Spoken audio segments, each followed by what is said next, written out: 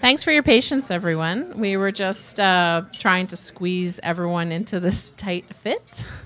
So thank you for your patience while we did that. I think we managed to get everyone in the room, and hopefully with a plate of food. My name is Shannon Kelly, and I just want to start by acknowledging that we're on the traditional unceded territories of the Coast Salish people, including the Musqueam, Squamish, and Tsleil-Waututh. In a moment, our elder Alf is going to come up, but I just wanted to mention a couple pragmatic things. We are recording this, so when it comes to question period, or questions or response from our panelists, please hold the mic like me, a couple inches from your mouth, not down here. Also, most of you have noticed that there is a survey on the table for each person, and that's purely voluntary, of course. But our faculty champion, Catherine Golder, has gotten ethics approval for this survey, and she is the one who championed this panel today, and so she's gathering more data. If you're willing to do the survey, please take the time through the event to fill it out. That would be great. And the other thing on your table are just these big sheets in the middle where if you want to jot down anything as the panel goes forward, you know, thoughts, questions for later, questions for the organizers, ideas, feel free to write your observations on these sheets. And with that, I'm going to turn the mic over to Alf Dumont. Ani Bojo, Alfred Dumont Indigenicaz, Bedaben Magizi Anis Nabe Ni Winch, Wawasheshki and Dodem, Shanaga and Dujnaba, Kekwetlam, and De Nungum. My name is Alf Dumont. I have a traditional name of Break of Day, Eagle. I have come from the Martin clan, or have been accepted by the Martin clan back into the traditional territory. I come from a community called Shanaga, which is on the east coast of Georgian Bay, and I now live in Coquitlam territory. Ani Bojo means hello, how are you going? But it also relates to Wayna Bojo. It says, are you the one who was lowered from the Creator to search out that relationship with Spirit? So when somebody says Bojo to you, they're saying, are you that one? It's an honor to be asked that question. I was asked to speak. I know you're talking about women and two-spirited people in engineering and how that is unfolding. I was at a play last night. Barb and I were celebrating our 40th wedding anniversary. 47 years of walking together, but 40 years of... I didn't expect applause for that.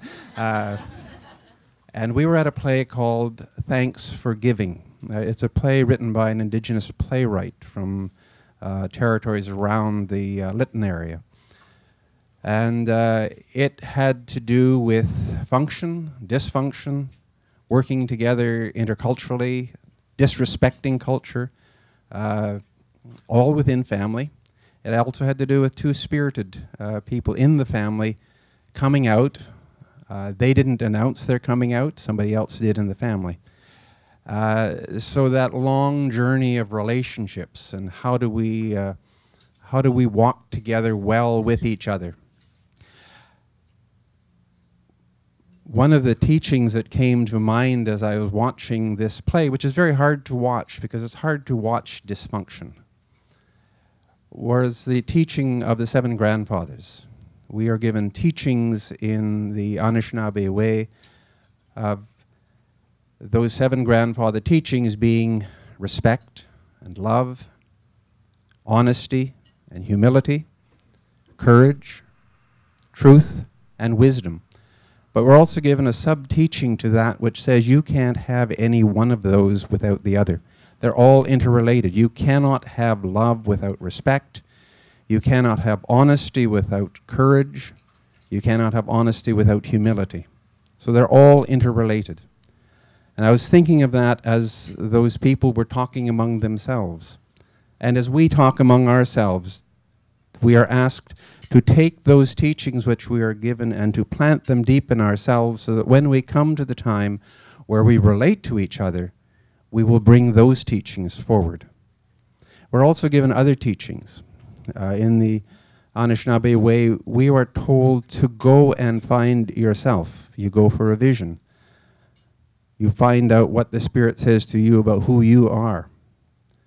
You're given the liberty to be yourself. But you're also given a balance to that teaching which says, when you own yourself, when you take responsibility for putting those teachings in your life and seek to live them in a good way, then you are to go and relate to other people. And when I share my story with you, you listen. When you share your story with me, I listen. So when two of us bump up against one another, we share our stories. We try to understand those stories. And when we hear those story of another, it changes our story. So we become a different person. When we share our story with a third person, a fourth person, our story begins to change as well. When we refuse to change, that's when we have difficulty. We are asked to honor the other person because they are on an independent journey themselves. But their independent journey always is relational. It comes back to how I relate to other people. So we're asked to walk in that way with others. I'll tell you a simple story. As we were walking from the restaurant over to the theater in Granville, Barb had stubbed her toe a couple of days ago, and it was very sore. And we were walking along, holding hands, motoring along, and she said, "Stop pulling me." A reminder that sometimes we have our own agendas, and we have to be reminded by the other person that it's not their agenda. And we need to hear their story at that time and change the direction in which we are going. Humbling experiences, but after 40 years, you learn to listen.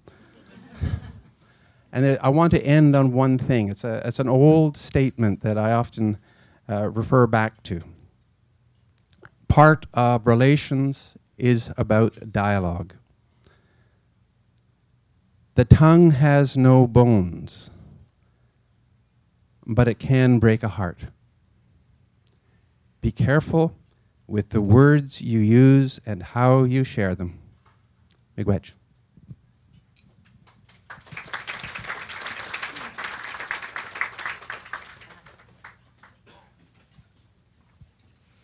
Thank you, Alf, for your words. Very much appreciated. And thank you and congratulations again on your anniversary. It's now my pleasure to introduce our moderator for today, Joanna Wallace. So Joanna is alumni of BCIT, and she's also Catherine Golder's research partner in this research that we're doing. And basically, she will be moderating, and I know that you're all really interested to hear what the panelists have to say, and Joanna will lead us down that path. Thanks, Joanna.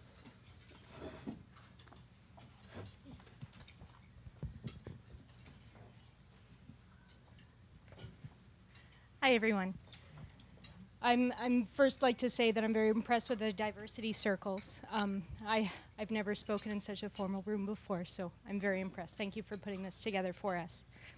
So to introduce the talk today, I wanted to explain what got us here. And of course, women in engineering is a huge topic, and I couldn't talk about it within a few minutes. Sorry, I didn't listen to the instructions at first. So what I wanted to do is just explain where the conversation began between Catherine and I. So I was here for a career panel explaining what I do for a living, and I was one of two women that Catherine often calls on because there aren't that many from our program. Afterwards, we were chatting, and a question came up about women in engineering and where they all were. We wanted to understand why this was the case, so we started off on a quest to find some answers.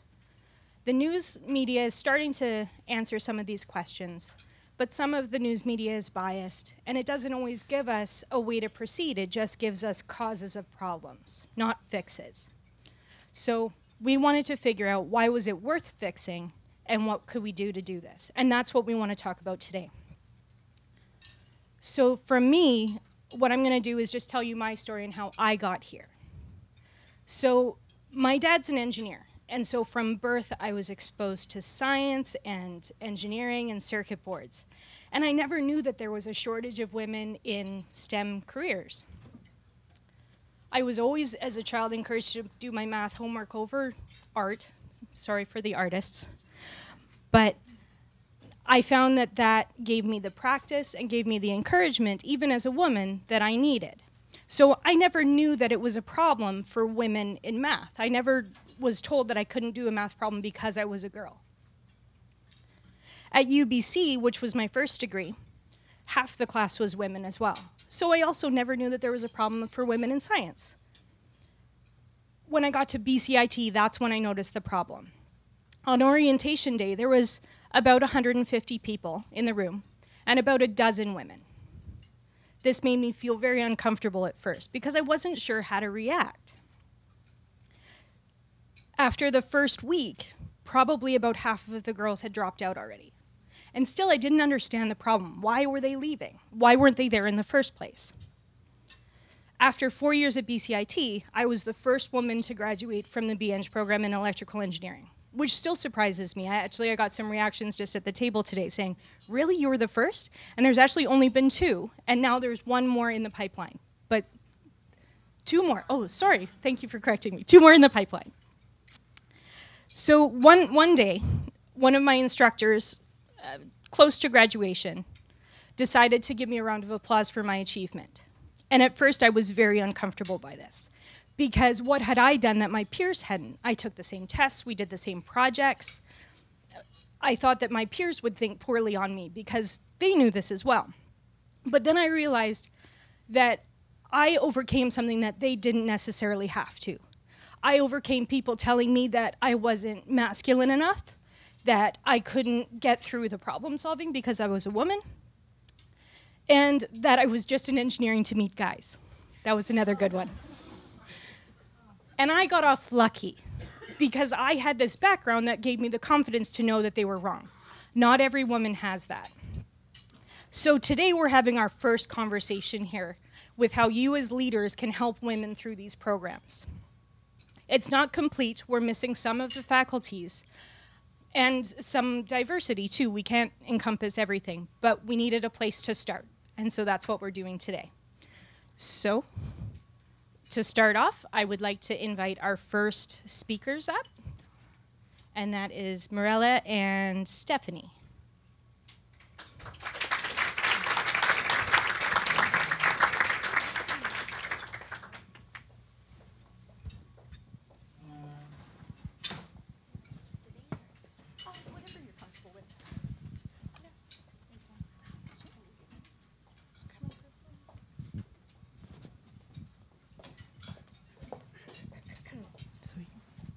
Hello? Hello. So is it working? Yeah, it should be. Okay, good.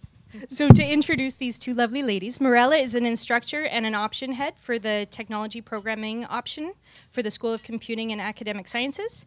And Stephanie is a student research assistant. She's in her 2nd year at in computer systems technology. So I suppose I will start off by asking you a question. So you've been researching strategies for improving women and girls' participation in science, technology, engineering, and math. What are some of the most interesting findings that you've found? So I have a grant from BCIT to research to understand actually why do we have a gender gap in computing and to find ways to improve it. In my classroom, I sometimes have, from the 20 plus students, 0 female students. Sometimes I have 1, 2, sometimes I have 4. That was the maximum for my class. We have around 11% women in our school. we started the study in 2016, and we almost completed the qualitative component of the study. So we collected data from 21 participants.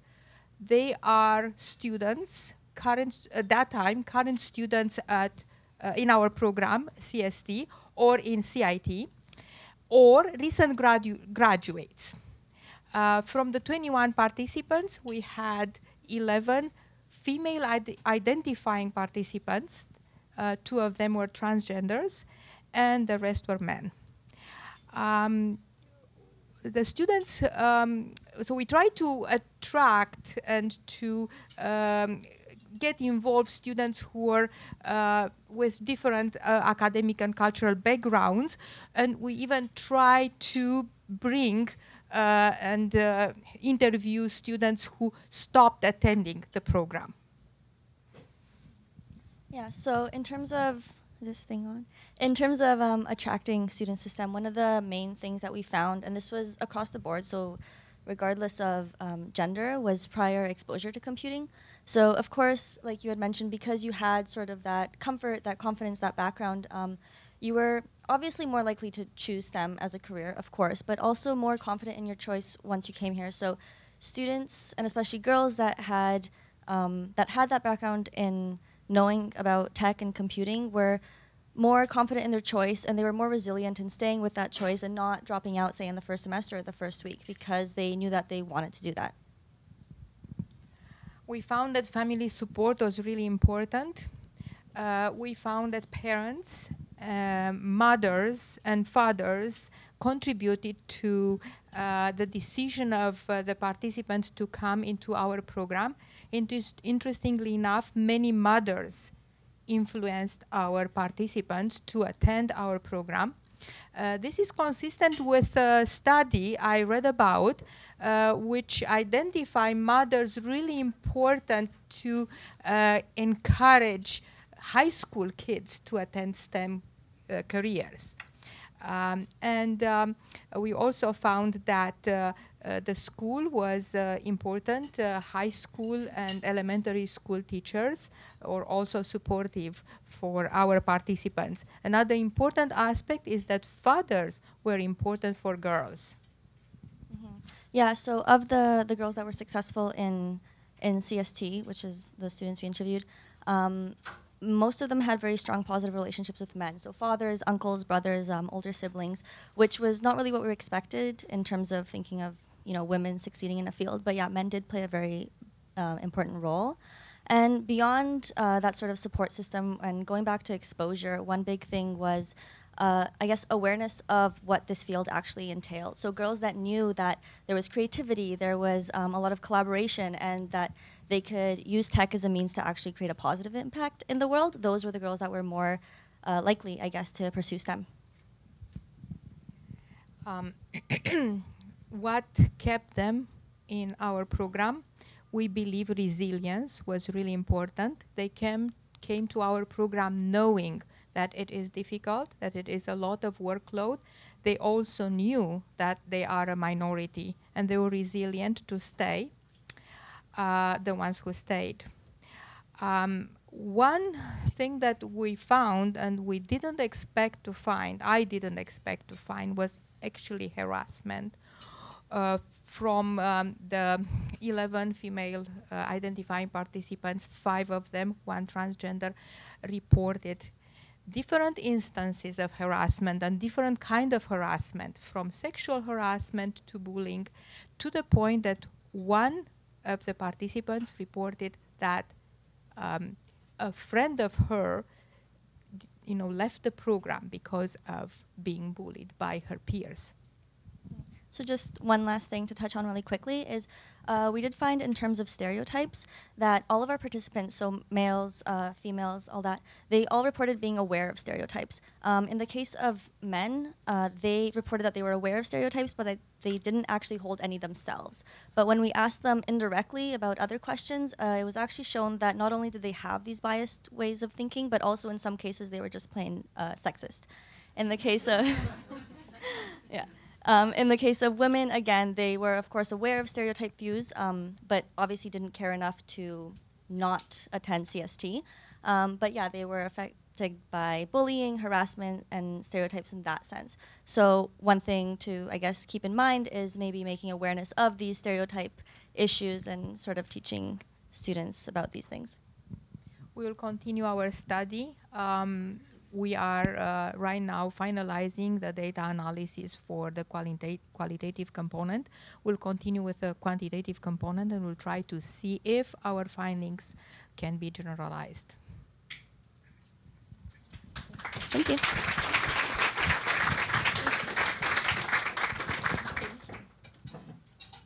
Next, I'll invite up Allison. So Allison is also a BCIT graduate. We actually started at BCIT together. She was one of the 12 women also in the room, and she stuck around. She's an electrical designer now at Prism Engineering. So Allison, you came forward with quite a few questions, but we picked out one that we thought you could handle. Well, you could handle them all, sorry. I misphrased. I know you can handle anything, I've seen it. Why is better representation of gender diversity important to engineering and technology? Right, thank you, Joanna, and to Catherine, and to everyone that put this diversity circle together. I know this is just the beginning, and I know that everyone in this room knows it's not just a problem at BCIT. This is not isolated to this campus. It's across Canada, and it has a lot to do with also what's happening around the world. So we have a big order of business in front of us, but it's really encouraging that there's so many people here from so many different programs and diverse backgrounds. So yeah, I'm a graduate in the Electrical and Computer Engineering Technology program. I would like to frame, though, my experience in that program at BCIT with a simple thing that I think had a lot to do with my staying in the program and my success. Not only was it the work that I was able to do with the fellow women-identified students, we really gravitate towards each other and found a support with each other, but also I was in the program starting when I was 25 years old. So I entered the program not as someone right out of high school, not as an 18-year-old girl, but as someone that had a lot of life experience behind me. And I think that made a big difference and maybe could help us in our future planning about what I carried with myself that we could help other women acquire much faster without having to start a program when they're 25. Engineering. What is an engineer? An engineer is a person who designs, builds, or maintains engines, machines, public works. That's one definition. And engineering is a person who has scientific training and who designs and builds complicated products, machines, systems, and or structures. To me, an engineer is someone that helps to control and frame human beings' interaction with the world around us. How we relate to the environment, how we relate to buildings, how we relate to really everything that we touch and we can feel, like computers, for example. And there's problems with all of these things, and there's necessary innovations. And essentially, I think engineers or technologists, because I'm a proud technologist, are problem solvers. So I think on a basic level, it really makes sense that in order to solve a problem, you want the most diversity of opinions as possible. And we have to ask ourselves, why isn't this happening? Why are we not seeing it as valuable? Because there's lots of studies out there showing that the top Fortune 500 companies, those that have women on their boards or in their leadership, are more profitable, more successful. If we're going to plan how humans interact with the world and our environment without a diversity of all solutions, then all humans aren't going to be included. And that's a huge portion of society that could help us in building a more inclusive and stronger community, country, world. And to me, it's not just about fairness and representation, which is something we should all be concerned about, but it's also about how we've limited our solutions. In one example, safety. If we're talking about building a building and integrating all those different systems together, who is there that's part of the design team that's going to remind people about how it needs to be well lit and safe for everyone, where the washrooms need to be, that sort of thing. Really important. And I think that also another thing I found in reading was about turnover rate. Companies that Companies that hire people that are more diverse have a lower turnover rate because their culture is more inclusive, because people feel like they're more at home. They can have friends. They can see people that are like them and learn from each other. And that's really important when we talk about building a stronger industry. I also want to say that this, although it's a problem around the world, it's not a problem everywhere. There are countries around the world where women make up a large majority of the engineering workforce, where women are more represented. And so there are solutions that we can help find. And I think a lot of it has to do with the early on age that we're talking about making sure women know these careers are accessible to them and that they're important for them. But I think overall, I would just say that if we're going to solve the world's biggest problems, we need everyone to be involved. And that's why this should be on the table for everyone. And that's why I appreciate this forum so much. I'm lucky enough to work at a company, Prism Engineering. It's just on the other side here. We actually did the electrical and mechanical plans for the room that you are in right now. I'm happy to say that we have a large representation of women, a very inclusive workforce as well of the LGBT community. But we have a lot to work towards when it comes to leadership, and I think that's a big question too. But women have incredible emotional intelligence. We have a lot of leadership skills that aren't being utilized, and we need each and everyone's ideas if we're going to build a better, more interesting world. Thank you.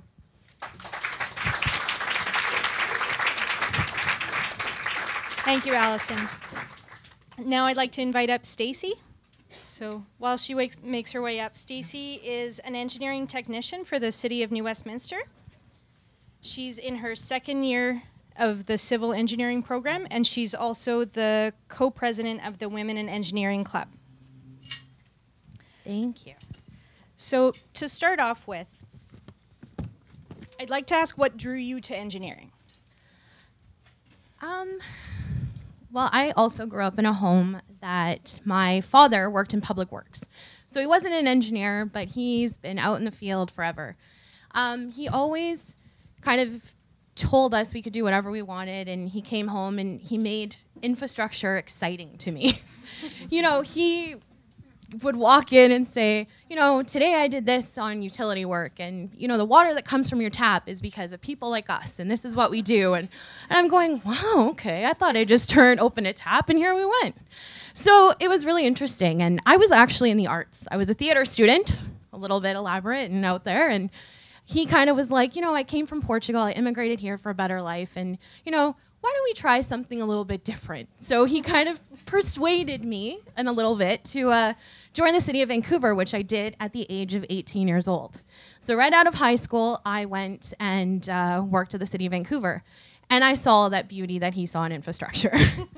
So fast forward 12 years later, and I did things a little bit different. I went to BCIT and graduated in 2014 with a certificate in civil technology and public works supervision. And that's when I became an engineering technician with the City of New Westminster. And as I progressed within my career, I recognized that I wanted to do more. I wanted to sit at the table, and I wanted to bring in some of these innovative ideas, because we're at a place now where engineering can be different in civil. So with the support of my family and the support of my employer, here I am. So as you mentioned, I'm in my second year of civil engineering. I'm also continuing to work part-time, which has been challenging in itself. And I also sit here as the co-president of the Women in Engineering Club, because it was always important to me to persuade other females to kind of join the cause. Yeah. So can you tell us a little bit about what Women in Engineering does? Sure. So from the Constitution, it says that the Women in Engineering Club builds a community among female BCIT engineering students in order to enhance student life by fostering a mentoring attitude between years and programs. So what we've done for that is, this is the first year we've actually held a mentorship program. So we are a club that ranges from civil engineering, mechanical, we have electrical representation, as well as mining representation. So what we've done is, those of us in higher years, in second, third, and fourth, have paired with first-year students. So this year, I was happy to announce that my mentee, who we also go to Big Info Night, I should mention. We're the only club that is invited to Big Info Night. So we sit and we have chats with potential students that want to come into the programs. So my mentee was somebody I spoke to last year at Big Info. So when I met her, she looked at me and she goes, I thought it was you. So we met up before her first orientation day, where I was a couple of years ago, and then similar to a lot of the other women that were speaking, there was only a few of us in the room. And, you know, got to talk to her and inform her just to like pay attention, you know, talk to everyone. I'm here for you for support. It's another big thing we do. We support one another. So there's 11 of us on the executive. We've all kind of mentored one another. I don't think mentorship really lies with somebody necessarily older. I was fortunate that I came back to school at 30 years old, so I have a little bit of life experience. I know that there's still a lot more. But I partnered with someone who is 19, and I learned as much from her as she claims to have learned from me. So we do that as part of the club as well. We also promote female engineering enrollment through participation in community events. So as mentioned, with Big Info, when BCIT holds their open houses, we're also there. I met a 9-year-old little girl this year. We built catapults together, and she promised me that she would be at BCIT in the future because she wants to be like an engineer like you girls, she says. So it was a lot of fun just to see all the different people. And we also promote a culture of inclusion in the engineering industry and within BCIT engineering programs for all students, including women and all people whom identify as a minority group. So this year we held our icebreaker event. We opened it up to really everyone, which was really nice. So we had really good representation from all the different programs. And we had some males attend this year, which was really great. And they came because they felt the same as we do, that we need to promote female engineers to come through our programs and offer them a level of support. So it was really nice to see a group of gentlemen come in as well. That's great. Have you been getting feedback in general from different groups or from just specifically your mentees that's been positive? What sort of feedback are you getting on the work that you're doing, especially that you've changed this year? We've gotten a lot of positive feedback. The mentees and mentors have really enjoyed their relationships and building. So we've been able to carry that throughout. We have had mostly, you know what, positive representation. Good. Thank you very much for your time. Thanks.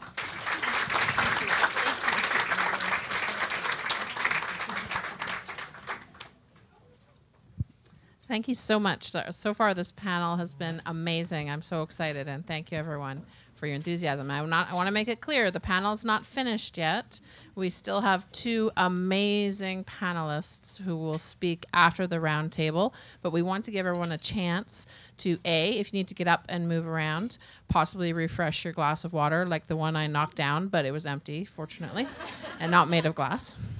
And also, there are at least 4 empty chairs over here. So those of you who were stuck standing on the periphery, please come and find an empty chair over on this side of the room for the round table. There's at least 4. There's 1 there, 2 there, 1 here. Yeah, so lots of empty chairs. And as soon as you're ready, as quickly as reasonably possible, get right to the round table discussions. If you can have a volunteer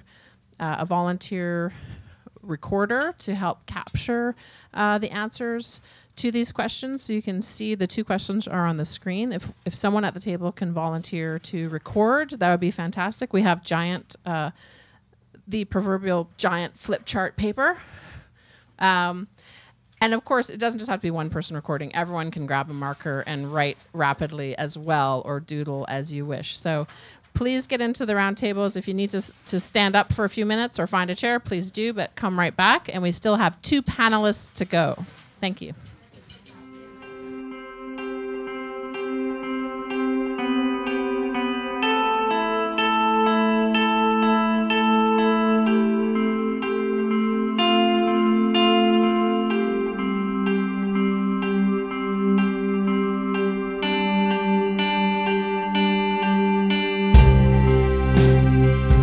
So Diversity Circles was founded based on responding to diversity and how diversity is expanding in the communities in general, but also in the post-secondary education landscape specifically. The Diversity Circles team had the vision to convene an interrelated array of dialogues and workshops aimed in part at generating concrete, faculty-specific ideas about catalyzing the great potential embedded in BCIT's growing diversity. There's all kinds of elements to it. There's elements around the events, there's the workshops, there's the pieces that we write, but really for me it's about the relationships that we build through this process. I came into this and realizing that we could celebrate these groups using an Indigenous framework. When we think of an Indigenous framework, we think, okay, who am I? That's where we start. What's in your heart? And that's why we're seeking staff and faculty right now to say, what are your gifts? What resonates for you? Eventually, we're going to reach out to students and ask them the same question so we can match those two groups together. And then reaching out to the extended community, the people who are stakeholders to this school, and saying, you know, what are your gifts? And how can you be a part of celebrating diversity? Gifts is looking at really how individuals are holding gifts within themselves that they may or may not have expressed, and providing a safe place to do that. You're then able to find not only similarities with others in a mentor relationship, but also you're able to express, the joy and happiness that comes with that. My involvement in the logo existed already, and I was asked to add some Coast Salish elements to it. They're part of Coast Salish art, but they don't have specific meanings themselves. But to include those symbols is recognizing local First Nations, is recognizing Indigenous culture. The diversity circles to me means the many circles we have of relationships within this institution and outside this institution, and how those influence each other. When we have an opportunity to listen and hear other people speak, they find something like, oh, I have that, or I feel that. We're all connected in a similar goal here. When we increase understanding of each other, then we can have, a better and more positive relationship. And when we can be more empathetic to each other, we can support each other in doing our best work. Reaching out to students and meeting their needs. That's what Diversity Circles is about. I think having diversity is super important, otherwise institution itself won't be able to move forward and continue its adaptive capacities in being innovative and generating new ideas. Everyone's different and everyone's got a different way that they want to live in this world, and I think if you can respect that and respect how they want to be living, to me that's diversity. It's giving that space for everyone to be who they want to be. The success would be that our faculty and our staff feel very comfortable with celebrating diversity, and for our students to see a place for themselves so that they feel comfortable here, they feel welcomed here. We're going to honor your gifts, and here's the champions that are at this college already who are going to lead the way.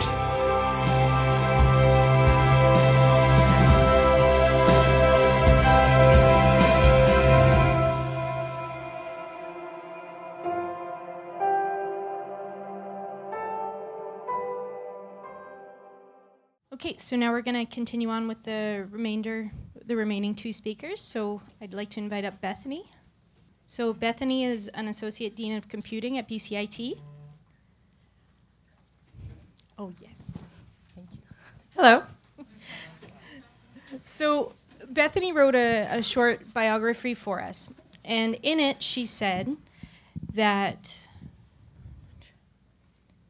I apologize, I'm finding my spot. So in your bio that was published, when you started as Associate Dean of Computing, you're described as a champion of getting girls into technology, presenting at events like Microsoft DigiGirls Day, and as a co-organizer of the 2007 International Women in Machine Learning Workshop and keeping them in tech. In your experience, what helps attract women and girls to tech, and what keeps them there? Great question. I think there are actually two separate issues. One is getting them in, and one is keeping them. So getting them in, I think, is exposure. It's kind of come up a few times where it's harder if it's a choice. Right? So many, I'm like many of the stories that came up before, where I just always had a computer in my house, and it just always did it, and it was fun, and I wanted to be like my brother, and so I programmed. Great. And so it wasn't actually a choice, it was just something I enjoyed doing, like anything else. And especially when you're at the point of choosing where you want to go in college, university, or BCIT, what do you want to do for the rest of your life? And if you don't have a model to look up to say, that is a career, most women go into something like teaching or doctors or roles that they've seen before. And so if they haven't seen a programmer, then maybe they don't know that they can be a programmer. And so I think it's just exposure. And I think the problem is actually particularly bad at BCIT because you don't have people switching majors, right? So I've addressed this with people at UBC where, you know, they don't apply for their major until third year, sorry. And so they've possibly seen it as a general elective. And so they got exposure. So I think exposing people at a younger level, at a younger age to computing is probably the best way. Now, keeping is a very different story because as everybody that has read a newspaper this summer, there's just harassment and uninviting experiences in the workplace. And I think that's something that that men and women and just the entire environment needs to change and recognize that everybody has value to be in the workforce, and that's no matter what your difference is, that just needs to be, you have to have inclusive workplaces. And so the more diverse the classroom or the, and I think we can start in the classroom actually, where if we teach our students how they should behave with people that are different from them, then they will then go into the workforce and they can state in their workplace, hey, that's not cool, right? Because everything needs a champion. And so the people with the loudest voices are the ones that are actually look the same, that act the same, and that speak out for the people that are different. And so I think training the guys in CST will help the workforce be better and be more inclusive for women as well. So I think it's really, and that's all forms of diversity. Does any of the talks or speeches that you did with any of the previous organizations, do you think that any of that could be implemented at BCIT? I think at BCIT I think having the support, like Women Who Coding for All, I think that really helps to have the mentors when you get the frustrations and know that you've been there before. Having people like Marella who are really mentors for their students. It's one of the reasons why I got into it. I had an amazing undergraduate instructor who said, "Hey, you know, you're doing well in computer science. Do you want to do that for a living?" And I was like, "Oh, I never really thought of that. I guess I could." And so the idea of mentorship, the idea of support, the idea of sharing the struggles. I think that those are really valuable and will continue to help foster. And I think the outreach really helps. So I know we're trying really hard to, this summer we were part of an initiative to try and teach teachers in K-12 how to program, so that programming goes into the K-12 system.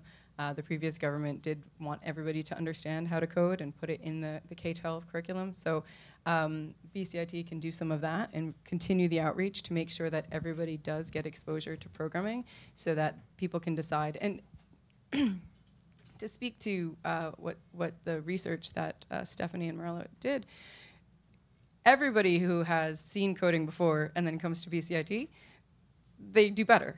Like, it's just, if you've seen coding before, then when you go into a program where you're programming, well, you're going to be better at it, right? So why not extend that and make sure that everybody has the opportunity to? And so right now, I think we're at a generation where the women who are doing it, their dads or moms have done it before, and that's actually the only people that are coming into BCIT to do it, is because they have that role model. And so trying to get out and do the outreach. And so we have some fantastic faculty that are doing that outreach, and they are going to the high schools, and we have the High School Educator Day next week maybe, where we're trying to let also guidance counselors know, hey, this is a career that women can do and can be very successful at. So just getting the word out that it is a role for everybody, and then once they get there, supporting that, and if you're not in that group, being a champion for people that are in that group, to say, you know what, you maybe hadn't thought of doing this job or being promoted, but I've been so fortunate to have several champions in my career, and I wouldn't have done the things that I've done without them saying, you know, why not? Why not you? Why shouldn't you be the one that's up there? And that's made a big difference. Okay. Thank you.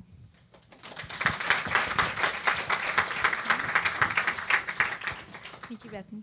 Now I would like to invite up Morgan to come and talk to me. So Morgan graduated from UBC Mechanical Engineering, and she is now the director of I apologize, I don't know if it's ROIT. Okay, I wasn't sure if it was the acronym or the word. Wonderful. So I would like to talk to you about why you think women are underrepresented in engineering, and how does this intersect with underrepresentation in LGBTQ2? So, I go everywhere with notes because it's way easier than sitting there like a blind fish staring. So first I wanted to thank Elder Dumont for talking about function and dysfunction. And it's my belief that this has actually a lot to do with the root cause of why women are so underrepresented. And so I'm also a human rights activist, and I cause a lot of trouble in human rights. And we talk a lot in human rights about this vicious circle that starts with stigma or bias. Stigma and bias cause harm, and harm causes disengagement of the harmed, and the disengaged cause destruction, and the destruction causes stigma, and it goes again. In the destruction, of course, for exclusion of women or people who are not men, non-binary persons in the STEM universe, of course, is people who quit in school or people who quit in their job. Of course, BCIT is very concerned with the education layer, and I'll get to that very soon. But I wanted to throw some stats because I think it's important to call a spade a spade. First of all, a March 2017 survey in the US got 12% of millennials identifying themselves as non-binary transgender, which is a really strange number. But actually they conflated possibly non-binary, which is I don't want to be treated like a man or a woman, with transgender, which is cross-sex identities, or there's a whole debate about that, but we'll leave that alone. But anyways, 12%, 20% responded that they were members of the LGBTQ2+ community. 1 in 5. So, first thing, patriarchy isn't dead, sadly, but its foundation is crumbling. And it's reflected in society, and educators need to reflect this fact. I don't know how many of you start your introduction by Sir, Ms., Mr., Mrs. Stop that. Okay, now, women and non-men. 1.5 times as many women leave STEM as men after the first year of calculus in post-secondary. That's like right there is a problem, right? They got in, they got to that course. How come they didn't feel the support they needed? I really empathize with that statistic. I failed Calc 101 3 times. And yet I persisted. Jezebel talks about the fear of failure being a root cause of departure from STEM fields in post-secondary. A very, very sad statistic. So whereas 1 in 4 men with a STEM degree have a STEM job, 1 in 7 women with a STEM degree has a STEM job. And more chilling is something that we have to do something about, which is what kind of job is that? 1 in 10 engineer or scientist jobs is held by a woman. 1 in 10. Let's fix that. So, how do we fix it? I've got 2 minutes. Ta-da! So, first of all, the chicken and the egg. I have to try that again. Things I've heard. You suck at math versus girls suck at math. Right? You see somebody making a mistake. If it's a dude seeing a dude do it, it's like, oh, you're shitty at math. But when it's a guy who sees a girl make that same mistake, it's like girls are bad at math. That goes back, of course, to the math is hard trope, right? Nerd girls are broken somehow. No MRS degree for you if you go into the hard sciences. I mean, we're talking about really like low stereotypes here. Then the educators can put an end to this by fighting those tropes back. Next, so alienating students. You need to make sure that the students in your classes are diverse in their subgroups. That's very important. Break them up whenever you break them up into student teams, and make sure that you alternate the leader. So you keep them together, but one time it's person A, next time it's person B, next time it's person C who leads. Everybody gets to do each role in that little team. I've got 30 seconds. I'm going to go back to my best part, the toxic cesspool. Quote, perhaps the most recent and egregious act of public bro-dudism was displayed at this year's TechCrunch Disrupt. This is 2014.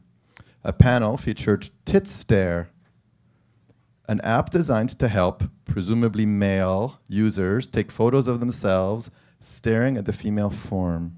A clever tagline offered by one of the app's creators, so the team at a panel at a major international conference, quote, "It's the breast, most titillating fun you cans have." 2014, right? In front of their peers. You're the educators.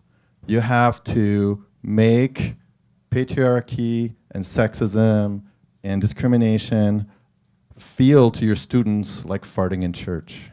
Basically, it can't be done, right? It's not socially acceptable.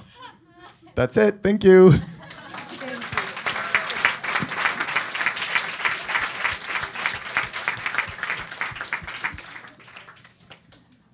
All right. So I'd like to thank everybody for coming. That is the conclusion of our panelists, and what a conclusion that was. Thank you. So I will hand off the mic. Thank you so much. That was a great conclusion. Thanks, Morgan. I want to thank all the panelists again. I want to thank our moderator, Joanna, again. Thank you all for coming. If you're able to stay a few minutes, I know some people have a tight schedule crunch. If you're able to stay a few minutes and just keep talking with your peers, I know, and the panelists, I know that we had to cut the roundtable pretty short to stay on schedule. I want to just remind everyone that Marella and her student team are still doing ongoing research. So if you're interested in that, please seek out Marella, get involved. Similarly, Catherine Golder, if you could stand up for a moment, Catherine.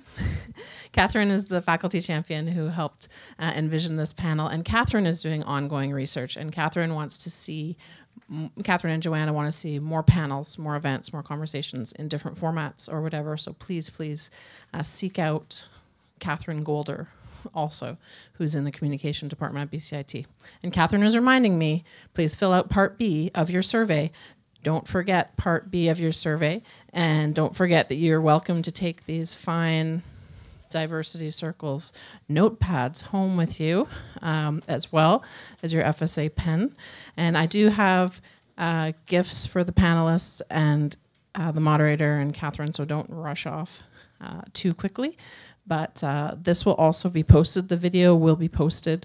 There'll be a link on our Diversity Circles website to BCIT's Vimeo channel. So this video will be posted probably within about 24 hours. So we can continue to spread the word about that. Did I forget anything, Kyla? Okay, thank you so much, everyone. And please stick around if you can.